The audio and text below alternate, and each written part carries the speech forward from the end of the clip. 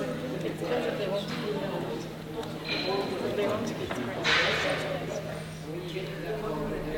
Well, the title, the Townhouse Kingston, we think is a fantastic title because in a way it does describe who the building is for. It's to make a home for the students. So it's an open building for all of the departments of the university and for the community.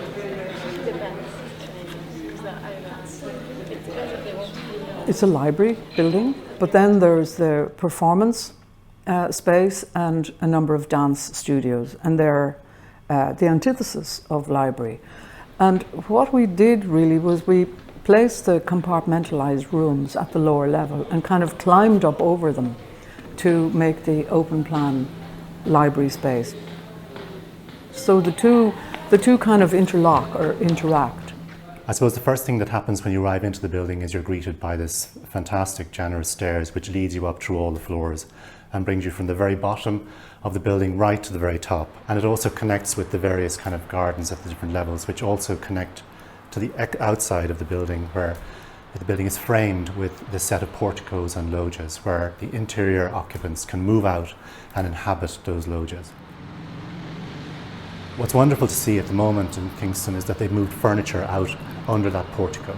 So the students can move out there and have a coffee, or locals can gather and have a coffee outside, or equally people who are waiting for the bus stop can shelter under the portico if it's raining. So the portico in architecture, I suppose, is a very generous moment in space where it's neither inside nor it's neither outside. But this thing of delaying the moment between inside and outside has always been an obsession of ours, you might say, right from the very first educational buildings that we've made.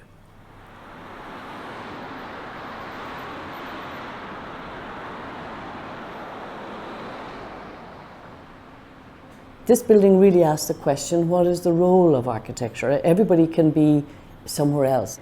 But what is really wonderful for us about this project is that moving beyond that function of, if you like, use only, that the subtlety and the power of architecture is to find spaces that allow for each of the functions to happen, but that they're not separate from one another, that they can overlap like soft tissue.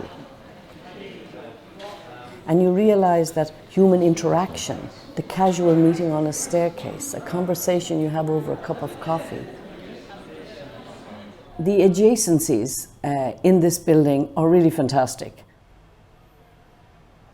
You know, you might be a purely cerebral academic, but to see a dancer wrap themselves around a column or dance on the stairs really brings to life what life is. And I think for us, what was amazing working with these clients is that it was completely crazy to put a library and dance together, if you like, where the decibel levels required by one are so different to another. But that risk is really what architecture can handle. And I think that the clients and their educational briefs realized that compartmentalization damages people. And then we tried to make a building that was like a fisherman's net that captures all these ideas, to have a space that held this ethos.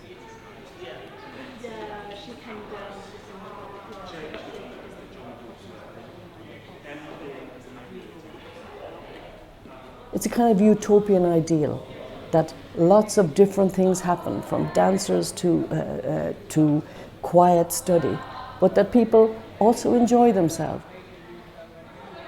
So this building is a conglomerate of volumes and spaces and movement,